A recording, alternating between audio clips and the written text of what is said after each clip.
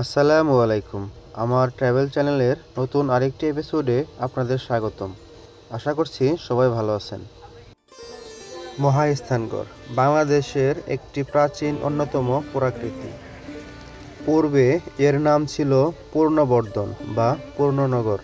একসময় এই মহাস্থানগড় বাংলার রাজধানী ছিল। 2016 সালে এটিকে সার্কের সাংস্কৃতিক রাজধানী হিসেবে ঘোষণা করা হয়। এর অবস্থান বগুড়া জেলার শিবগঞ্জ উপজেলায়। বগুড়া শহর থেকে প্রায় 13 কিলোমিটার উত্তরে করতোয়া নদীর পশ্চিম তীরে এই মহাস্থানগড় অবস্থিত। প্রিয় বন্ধুরা, প্রথমে চলুন আমরা এর ইতিহাস সম্পর্কে জেনে নেই।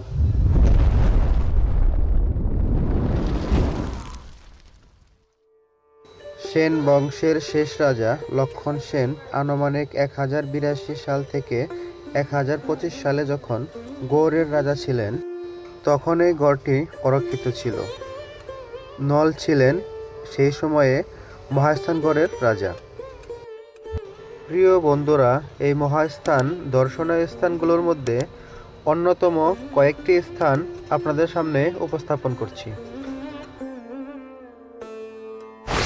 মাহিসাওয়ার মাজার শরীফ। মহাস্থানগড় বাসস্ট্যান্ড থেকে কিছুটা পশ্চিমে একটি ঐতিহাসিক মাজার শরীফ রয়েছে। পীরজাদা হজরত শাহ সুলতান মাহমুদ বখলিকে কেন্দ্র করে এই প্রাচীন মাজারটি গড়ে উঠেছে।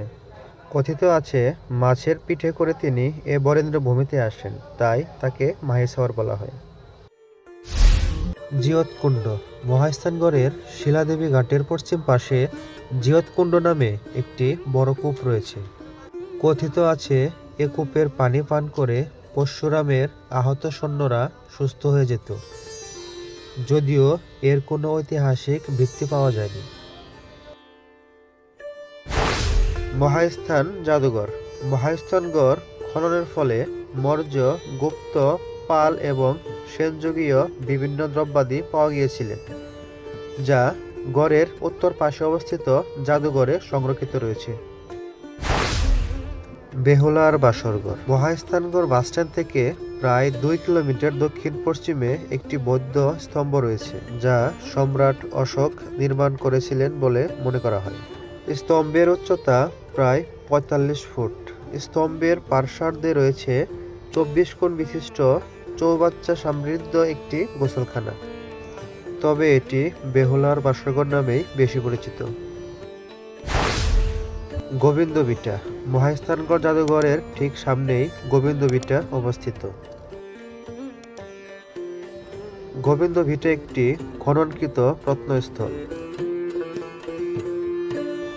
গোবিন্দ ভিটা শব্দের অর্থ গোবিন্দ তথা বিষ্ণুর আবাস, কিন্তু বৈষ্ণব ধর্মের কোনো নিদর্শন এখানে পাওয়া যায়নি। তবুও প্রত্নস্থলটি স্থানীয়ভাবে গোবিন্দ ভিটা নামে পরিচিত।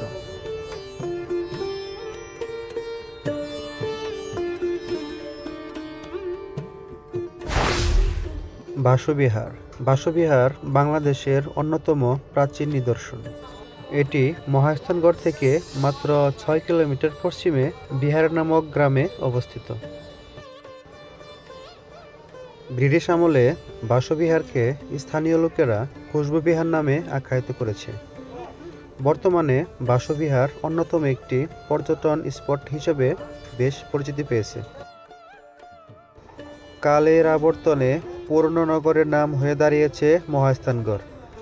বিভিন্ন কারণে মহাস্থানগড় প্রত্নতান্ত্রিক ও ঐতিহাসিকভাবে বিবেচিত হয়ে আসছে। তাই এটি দক্ষিণ এশিয়ার অন্যতম প্রাচীন প্রত্নস্থল বলে সারা পৃথিবীর পর্যটক প্রত্নতান্ত্রিকদের কাছে বেশ আকর্ষণীয়।